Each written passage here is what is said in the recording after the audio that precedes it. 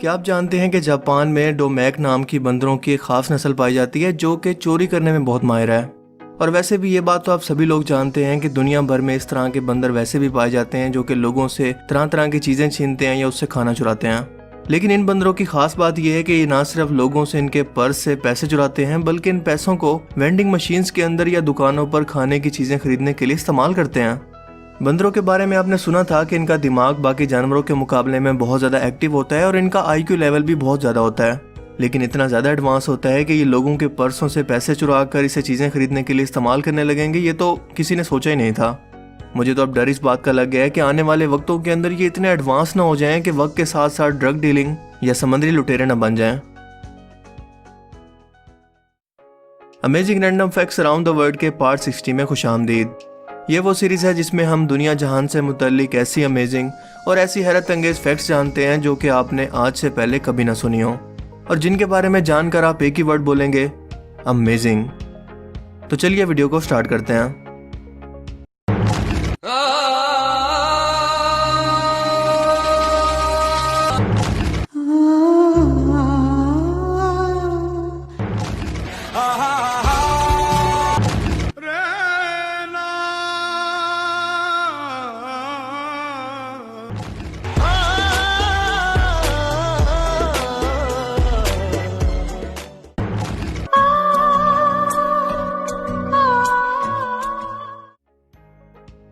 आमतौर पर लोग घर बनाने के लिए, गाड़ी या बिजनेस के अंदर इन्वेस्ट करने के लिए ही बैंक से लोन लेते हैं।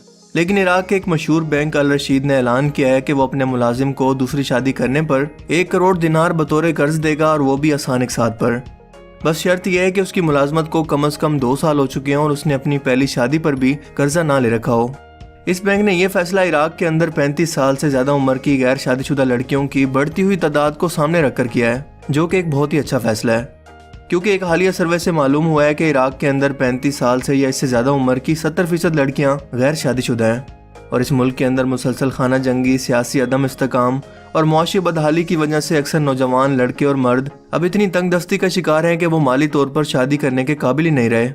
इसलिए लड़कों और मर्दों की एक बड़ी तादाद अपने माली हालात को सुधारने के लिए बैरून मुल्क का रुख कर रही है, जिससे बड़ी उम्र की गैर शादीशुदा लड़कियों का मसला और भी संजीदा होता जा रहा है। दोस्तों, 65 साल की उम्र क्रॉस करने के बाद ज्यादातर लोगों का वक्त बिस्तर पर मौत का मंजर जैसी किताबें पढ़ते या अपने साथ नजर की ऐनकें या इसबगोल का छिलका रखते हुए गुजर जाता है। लेकिन मिली है रशिया की एक 65 साल दादी से, जो कि एक ऐसी स्पोर्ट्स के अंदर माहिर है जिसके बारे में आप तसव्वुर भी नहीं कर सकते, और इस स्पोर्ट्स के अंदर ये कई चैंपियनशिप भी जीत चुकी है।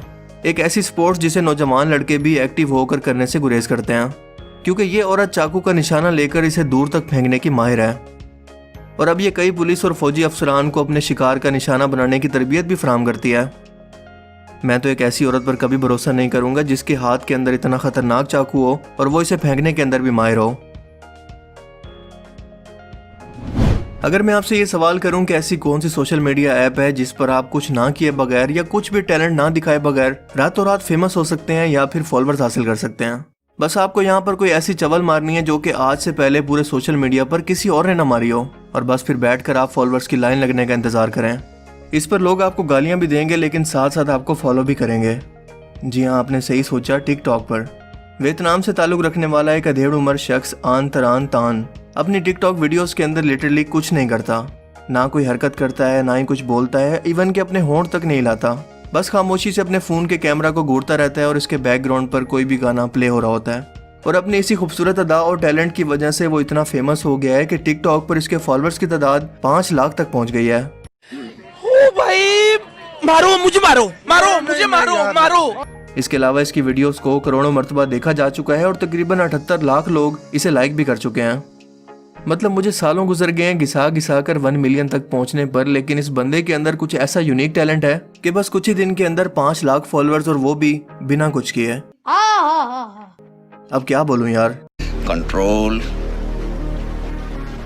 कंट्रोल उदय। दुनिया में सबसे ज्यादा अपने जिस्म पर बॉडी मॉडिफिकेशन करवाने वाले शख्स का ताल्लुक है जर्मनी से, और अब तक वो अपने जिस्म के अंदर तकरीबन 512 मरतबा बदलाव करके खुद को एक चलते फिरते एलियन के अंदर बदल चुका है, जिसका नाम Guinness book of world record के अंदर भी दर्ज है।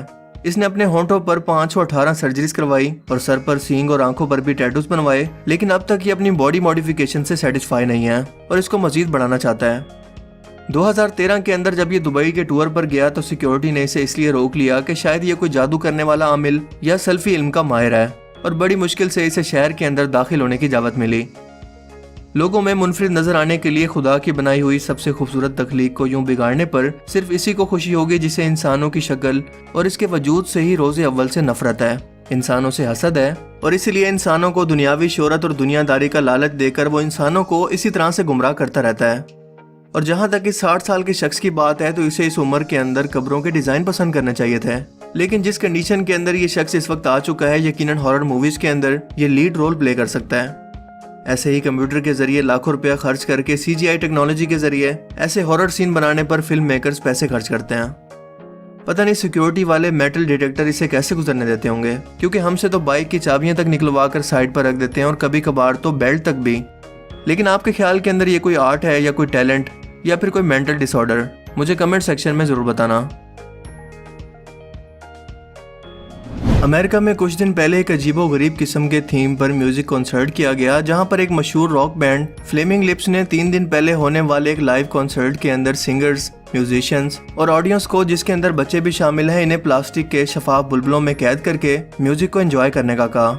और इस कॉन्सर्ट के बाद ऑक्सीजन की कमी से ये लोग बच गए या फिर ऊपर पहुंच गए, इसके बारे में कोई पता नहीं है। तमाम ऑडियंस को ऐसे शफाफ गुब्बारों के अंदर रखा गया जिसके अंदर हवा भरी हुई थी। इस तरह से हर शख्स एक बड़ी गेंद के अंदर खड़ा था और ये सब सोशल डिस्टेंसिंग के नाम पर किया गया ताकि लोग एक दूसरे से दूर रहकर कोरोना से बच सकें। Well that's a madness.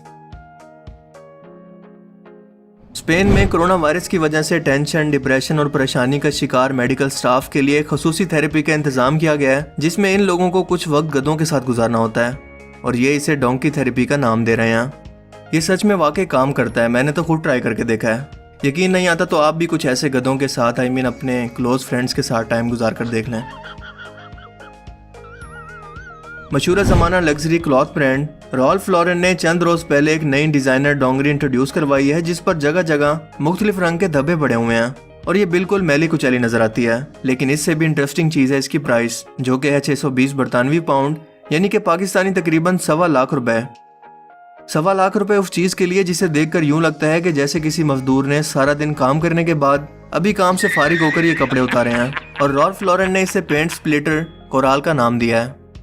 यानी कि वही बात है कि जो 10 रुपए का समोसा मार्केट से मिलता है, रेस्टोरेंट वाले उसको इतने अंग्रेजी नाम देते हैं, उसको इतना फैंसी बनाते हैं कि वही समोसा जिसकी प्राइस सिर्फ 10 रुपए है, वो रेस्टोरेंट इसको 1000 रुपए में बेचता है। और क्लॉथ ब्रांड के साथ भी कुछ ऐसा ही है, बल्कि ये तो उससे भी बढ़कर कुछ है, क्योंकि ये तो बेचने की चीज ही नहीं है।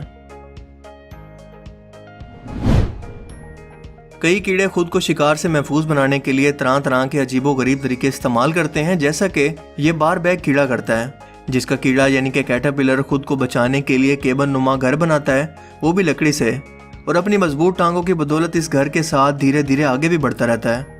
क्योंकि इस कीड़े ने इंजीनियरिंग की तरबियत किसी भी इंजीनियरिंग कॉलेज से नहीं ली, बल्कि इसको ये सब कुछ बताने वाली, इसको समझाने वाली, इसको पैदा करने वाली जात है। क्या आप जानते हैं कि हमारा दिमाग एक बहुत ही अजीबोगरीब किस्म की तख्लीक है। ये इतना ही काम करता है जितना आप इसे करवाना चाहते हैं।